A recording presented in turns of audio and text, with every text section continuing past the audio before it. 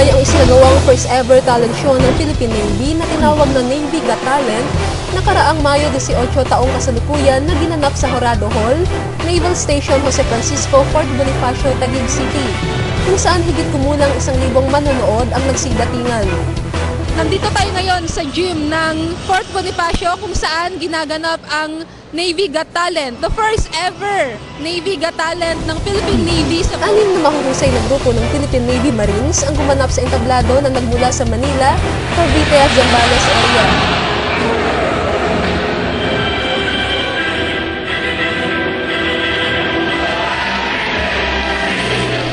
Kamangha-mangha ang mga pagtatanghal ng mga titulong hango sa mga sikat na musical tulad ng Miss Saigon, Lion King, Cats, Phantom of the Opera, Les Miserables at Mamma Mia.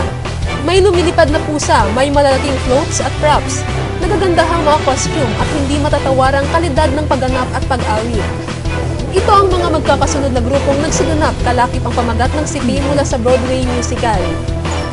Group 1, Philippine Fleet.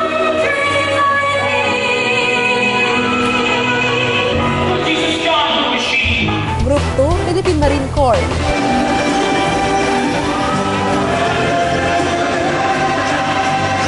Group 3, Naval Education and Training Command.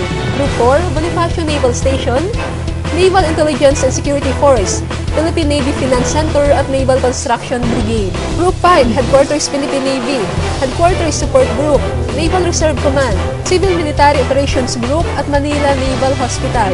Group 6, Naval Logistics Center, Cavite Naval Hospital, Navy Sea Systems Command, Fleet Marine Ready Force, at Naval Base Cavite. Philippine Navy, you look wonderful tonight! At ang champion sa paligsahang ito ay ang grupo ng Naval Education and Training Command na nag-perform ng Cats. Navy Got Talent is none other than Cats! LBC!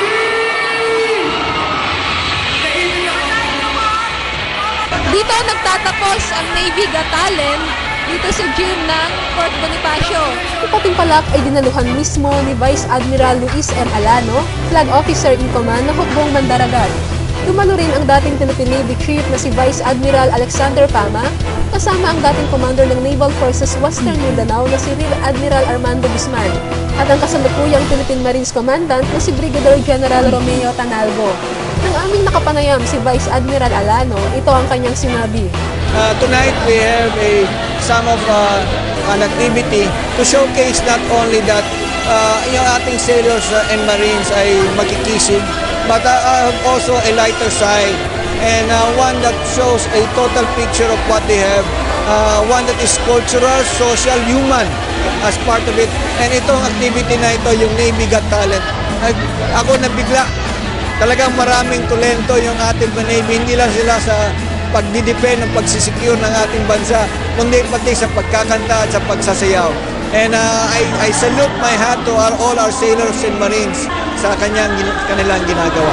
Ang mga nanglikom sa naturang aktibidad ay inilaan para sa kapakinabangan ng Philippine Navy Officers' Wives Association, PNOA, at ng kanilang dependents bilang suporta para sa kanilang mga proyektong pangkabuhayan. Sir, may fundraising ito, sir? Yes, this is also part of a fundraising program to support yung ating mga livelihood programs ng ating mga dependents. Closing lang, I just would like to say, alam mo yung Navy is always an adventure of honorable service to our maritime nation. Para sa Balitang Pilipino ng SambaTimes.com, Risa Lacbao, nag-uulat.